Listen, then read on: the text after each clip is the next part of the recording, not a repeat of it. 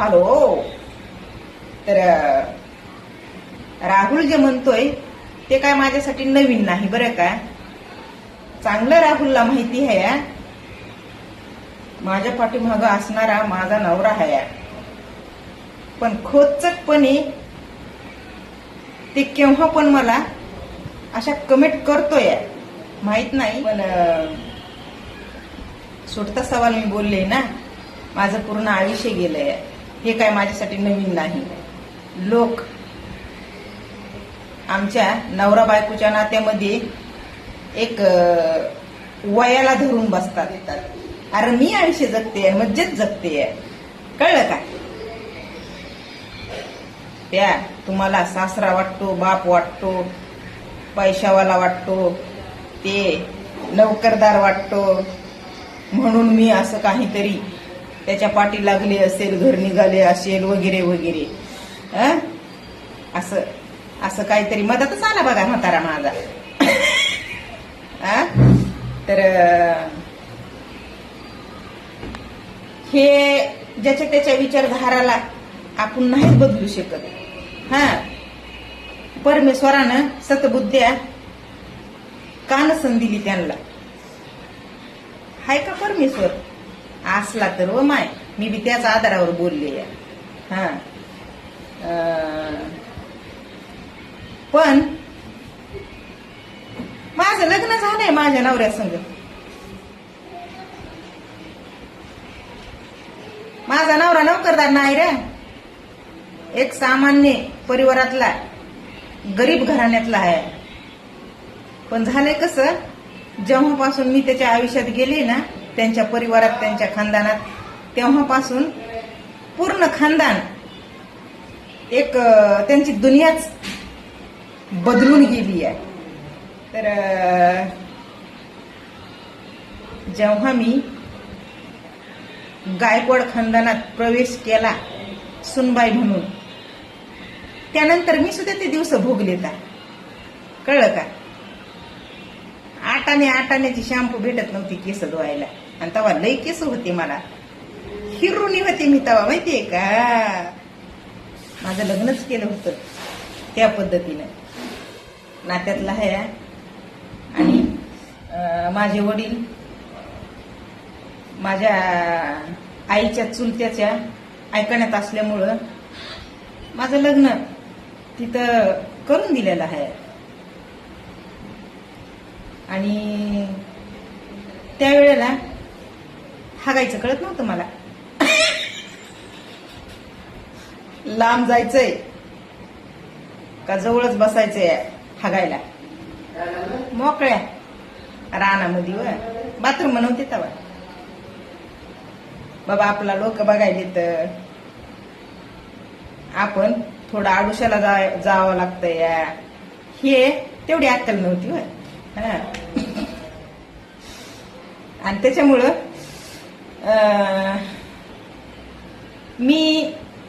मी ते भोगलीच दिवस त्यांच्या घरामध्ये, त्यांच्या परिवारामध्ये. विकट परिस्थिती म्हणते त्याला. शाळांच्या कोट्यामध्ये मी आयुष्य जगलेली आहे.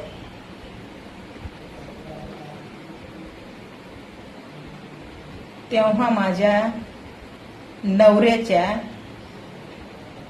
आयुष्याची सुरुवात झाली होती बरं का.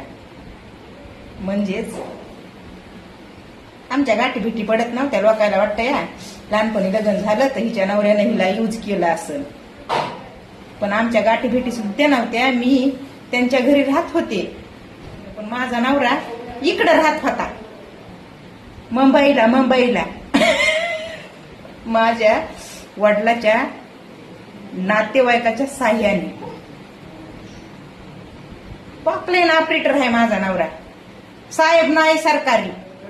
तुम्हाला वाटतंय साहेब आहे म्हणून हिनं घर निघाली असेल म्हाताऱ्याच. तसं नाही. म्हाताऱ्यांचे जे विचार आहेत ना, त्यांच्या विचारधारावर माझं आयुष्य टिकलंय हे खरं आहे. म्हणजेच माझ्या आईच्या चुलत्या मालत्या, माझ्या वडिलाला तेवढं नातेवाईक नाही. तर माझ्या आईचे केस कमी तेवढं नातेवाईक हाया, तर त्यांच्या विचारधारावर माझे वडील चालणारे, अशा भानगडी लय असतात. तुम्हाला कसं सांगू मी आता.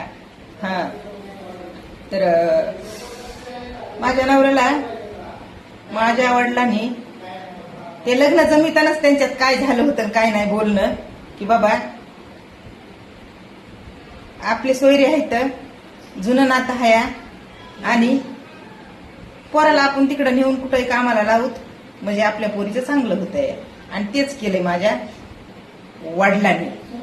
इकडं आणून लावलं माझ्या नवऱ्याला, आणि पुन्हा माझ्या नवऱ्यानं त्यांच्या भावंडायला इकडंच घेऊन आले. आणि आता तेवढी विकट परिस्थिती, घर नव्हतं राहायला, शाळेच्या पट्यात राहावं लागत होतं. मी राहिलेली आहे म्हणलंय ना. शॅम्पू 50 पैशाचा शॅम्पू भेटत नव्हता केस धुवायला. लय केस होते मला तवा, नुसती हिरुनी टाकाटकच. लय म्हणजे मी छान दिसत होते तेव्हा पण, बरं का, एकदम परफेक्ट. केस बिस मला लय होते तेव्हा. हा आता काय हे केस बिस काय नाहीत राहिले आता.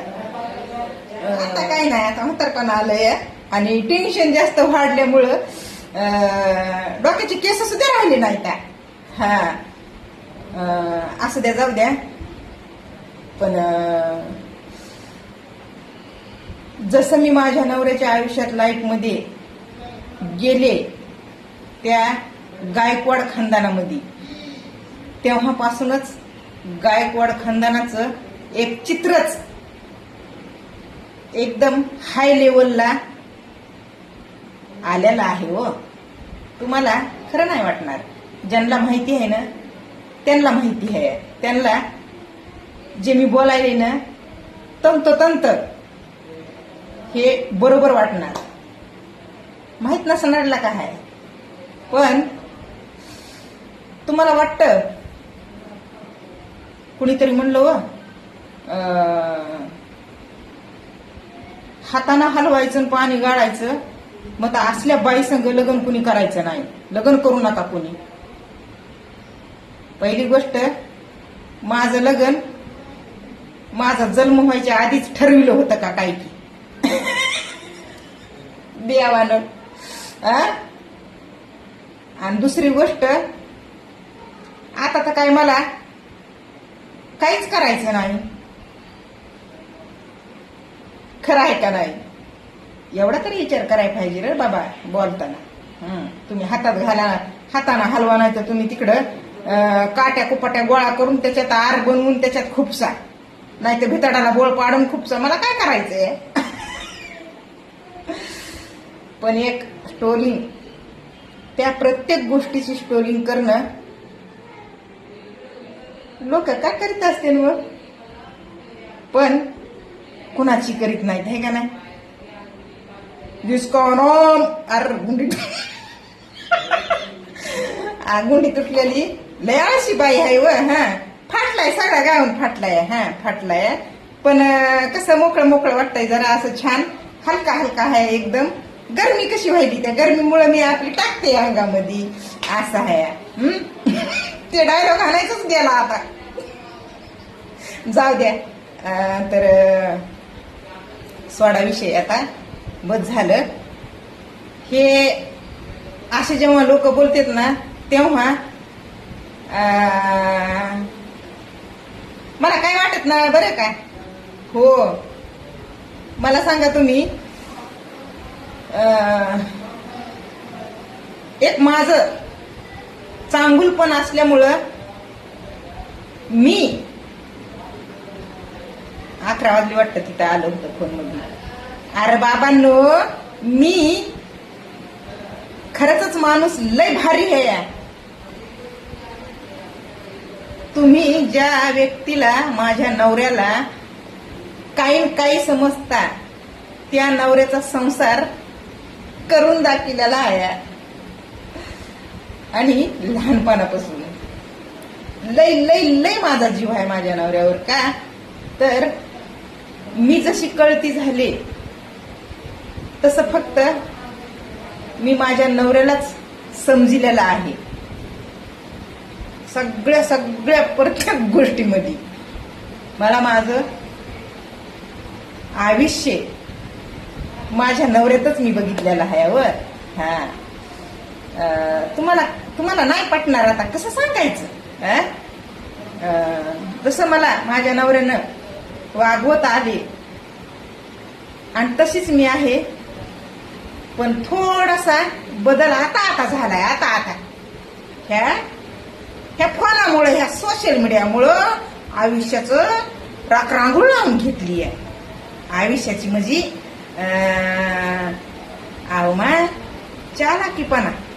हा, चालाकीपणा बी लोकांना शिकविला की सोशल मीडियावर नसते आले तर मी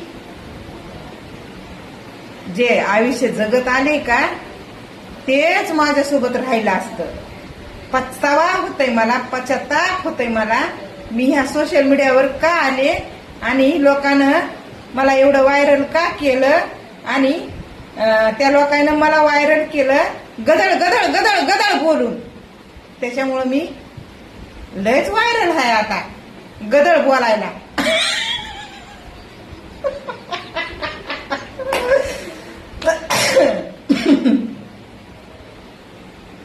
पण मी गदळ आहे का हा सर्वात महत्वाचा प्रश्न. मी गदळ आहे का कुणाकुणाला वाटतंय कमेंट करून सांगा.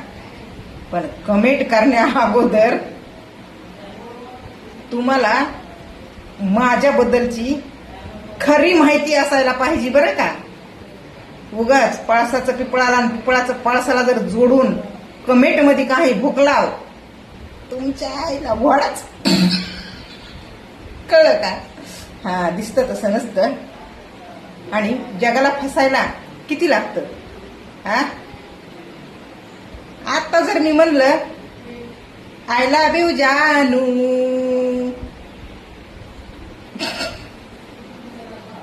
डोळ्यात माती पाडून घ्यायला किती टाइम लागणार आहे ह्या जगाला, ह्या समाजातल्या लोकायला. लय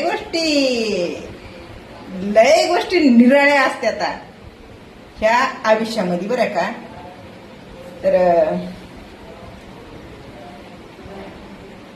आता म्हणून टाकायचे तर जेवण केलंय लय गरम व्हायले. मला असं एकदम माझं आयुष्य जगत आलेली बाई नवऱ्याच्या धाकात.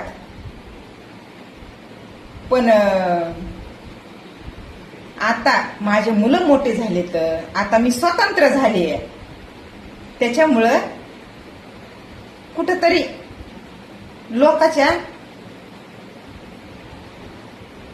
ह्या भ्रष्ट बुद्धीला मान्य नाही आहे.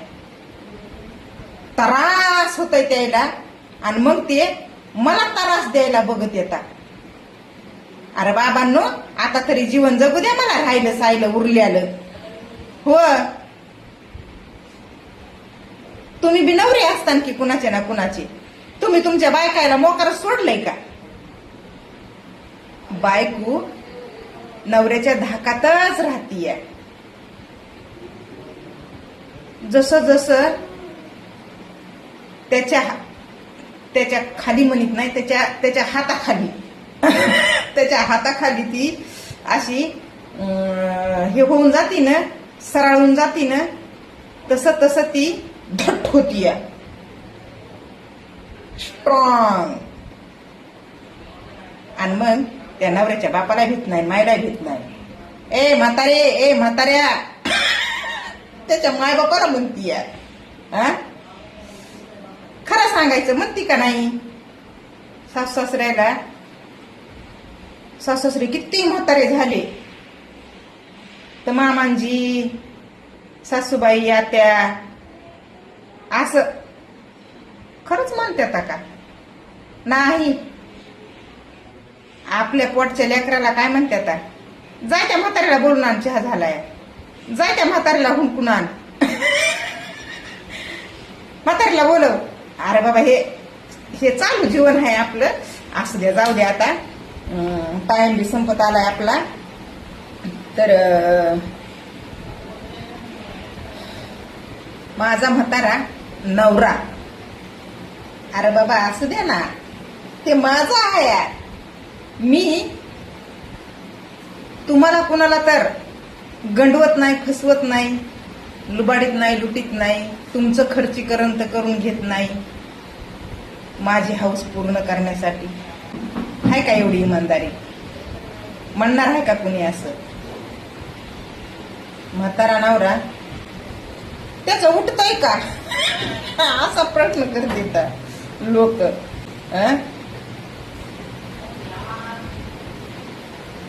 म्हातारा नवरा ते तुला खुश करताय का असे प्रश्न करतात लोक.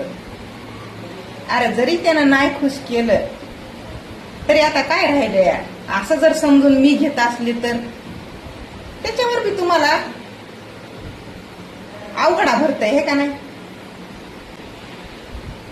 मग मी मागचा पुढचा विचार न करता डायरेक्ट तुमची यानाटून टाकीते आणि